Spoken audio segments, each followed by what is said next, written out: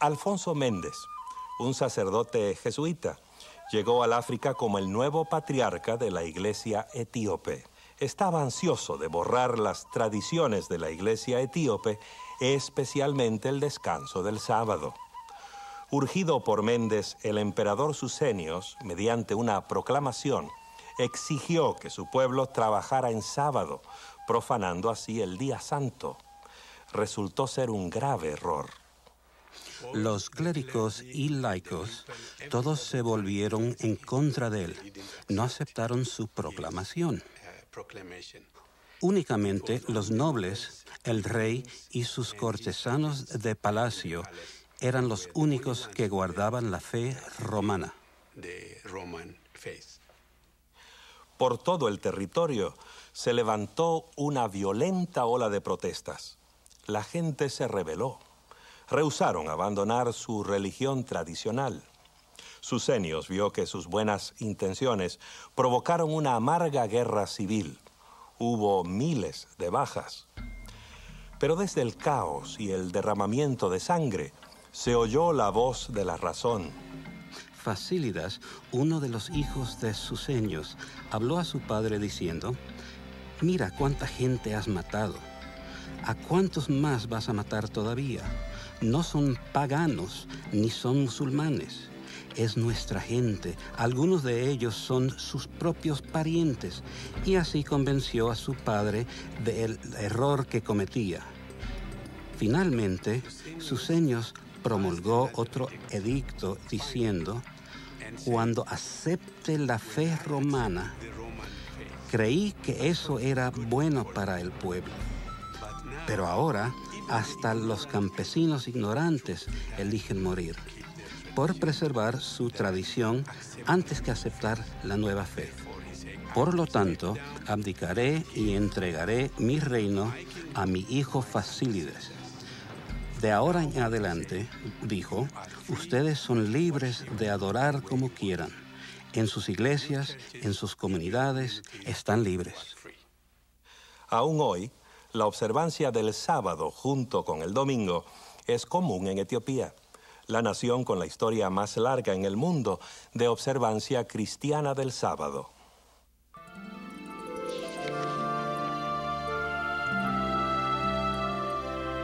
Imagínese, una mañana despierta usted sobresaltado por los policías que tocan a su puerta. Le ponen esposas, lo meten a un carro policial y lo llevan a la cárcel sin decirle por qué. Además, confiscan todas sus pertenencias y le quitan los ahorros de toda su vida. Usted pasa meses en una celda solitaria, preguntándose por qué lo han encarcelado. De vez en cuando los guardias lo llevan para que unos detectives lo interroguen. Pero el proceso es muy extraño. Ellos quieren que usted les diga por qué ha sido arrestado. Le dicen que hay 7 u 8 testigos en contra suya, pero no dicen quiénes son. Ellos quieren que usted también adivine eso. A veces lo someten a torturas. Usted trata de imaginar quién lo habrá acusado de cualesquiera crímenes que se suponga que usted haya cometido. Y luego comienza a decir nombres, esperando que sean los que ellos quieren. A veces prometen que lo van a soltar, pero solo si coopera. En último caso, usted comienza a inventar cosas y confiesa crímenes que nunca cometió, esperando satisfacerlos. Después de un año más o menos, lo llevan a la corte, junto con otros prisioneros. A algunos de ellos se les asignan sentencias leves, a otros se los condena a cadena perpetua, a otros aún se los aplica la pena capital. ¿Qué le tocará a usted? Quizás esta descripción le provea un atisbo de lo que significaba vivir bajo la infame Inquisición, esquema diabólico concebido para identificar y eliminar a los disidentes religiosos. La Inquisición europea en la Edad Media tenía su propia lógica, su propia justificación. La primera justificación era que esta vida es mucho menos importante que la vida venidera. Y por tanto, si se quitaba la vida terrenal a una persona por causa de su alma inmortal, se le hacía un favor a dicha persona. La otra lógica de la Inquisición, sea también dicha, no era tanto el dar sentencia de muerte, normalmente en hoguera, sino rescatar al individuo, persuadiéndolo a volver al seno de la Santa Iglesia Madre. El Papa Gregorio IX estableció la Inquisición medieval el año 1231 para proteger el mundo católico de los herejes y rebeldes religiosos. La Inquisición era una operación muy bien organizada y combinaba los poderes de la Iglesia y del Estado. Era un arma letal, en fin, daba resultado.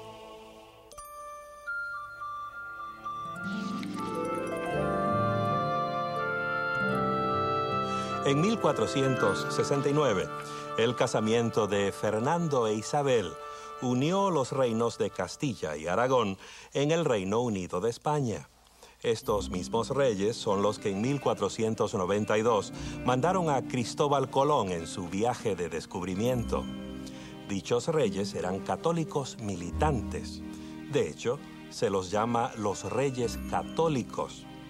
Pero tenían que reconocer que su España no era tan católica como ellos querían que fuese. Es que una o dos generaciones antes, a los judíos de España se los había obligado a convertirse al catolicismo bajo amenaza de deportación y pérdida de sus posesiones. A esos convertidos a la fuerza se los llamaba nuevos cristianos, y el apodo perduró. Habían sido bautizados como católicos, pero algunos, quizás muchos de ellos, retuvieron algunas costumbres judías tradicionales, como la observancia del reposo del séptimo día. Para la reina Isabela eso era una seria profanación de la verdadera religión católica. Así, en 1478, persuadió al Papa que autorizara la Inquisición española. Quería purgar su iglesia de toda contaminación de herejía judía. En España y Portugal, la Inquisición dedicó gran parte de su energía y atención a identificar y desarraigar a los que en apariencia eran católicos, pero que en la práctica todavía se aferraban al judaísmo. Algunos de los nuevos cristianos seguían la costumbre judía de encender una vela especial antes de la puesta del sol el viernes, momento en que, según el Antiguo Testamento, comenzaba el sábado. Para los inquisidores, esta costumbre de encender las velas del sábado era evidencia condenatoria. El poder de la Inquisición era sutil e insidioso. Los inquisidores urgían a la gente a espiar a sus amigos, a sus vecinos, aún a sus miembros de su propia familia. Usaban amenazas y torturas para obligar a la gente a proveer las evidencias que necesitaban. A los herejes recalcitrantes y a los que reincidían, se les aplicaban las medidas más extremas. Se los entregaba a las autoridades seculares para que los castigaran. Algunos se los quemaba en efigie, a otros se los quemaba en persona, en la hoguera. La Inquisición española extendió sus redes y atrapó en ellas a otros, además de los judíos convertidos. La Iglesia Católica incluía a ex-musulmanes. Los inquisidores sospechaban que esos creyentes practicaban secretamente el islamismo. Y desde luego, había que proteger a España de la controversia religiosa que comenzaba a azotar el resto de Europa. De esto también se ocupó la Inquisición. Soy Constantino. Oh Dios, ¿me puedes oír? ¿No hay crueles paganos, caníbales sanguinarios peores que las bestias destructoras, a quienes puedes entregarme, a fin de escapar de estos bárbaros inhumanos que me mantienen en este foso? ¿Por qué estoy aquí? ¿Por causa de la verdad? ¿Por causa del sábado? He guardado tu palabra. La he enseñado fielmente. ¿He de morir aquí, en este foso? El doctor Constantino Ponce de la Fuente era un predicador muy popular y escritor talentoso. Viajó por casi toda Europa como capellán de la corte imperial. Sus compañeros lo tenían en tal estima que fue elegido canónigo magisterial de la Gran Catedral de Sevilla, una enorme estructura gótica considerada hoy como la catedral más grande del mundo. Cuando Constantino predicaba, grandes multitudes se juntaban para escuchar sus sermones. Pero el doctor Constantino era un reformador, papel muy peligroso para desempeñarlo en Sevilla, el corazón mismo de la Inquisición española. Fue aquí donde Constantino y algunos de sus colegas adoptaron ciertas creencias no católicas. Mientras desempeñaba el cargo más alto en la Gran Catedral, él y sus amigos formaron la Iglesia Cristiana Secreta. Constantino creía que los cristianos debieran obedecer los 10 mandamientos y que esa obediencia era posible cuando la gracia de Dios obraba en la vida del cristiano. Según su opinión, obedecer el decálogo incluía el reposo del 7º día. Comprendiendo la naturaleza humana y cuán fácil es que los seres humanos se olviden de él, Dios estableció un día específico para que le fuera ofrecido como diezmo, en el cual los hombres, aliviados de otras tareas, reconocieran, tanto en su interior como en su conducta externa, al Señor que los creó. Algunos miembros de la recién formada Compañía de Jesús, los jesuitas, sospecharon de Constantino al escuchar sus sermones. En repetidas ocasiones, la Inquisición lo llamó para que explicara sus enseñanzas. Sus amigos se preocuparon, pero él les dijo: ellos quieren quemarme, pero ven que estoy todavía muy verde. Los oficiales de la Inquisición por fin lo arrestaron en agosto de 1558 y lo llevaron a la prisión del Inquisidor cerca de Sevilla, aislado de sus amigos y otros que lo apoyaban y de las multitudes que habían llenado la catedral.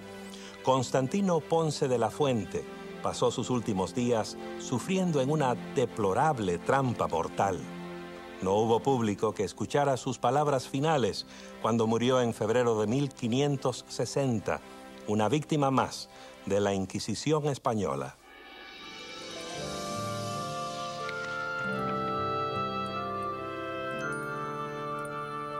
Como España, la nación vecina Portugal también necesitaba una solución para el problema de los nuevos cristianos.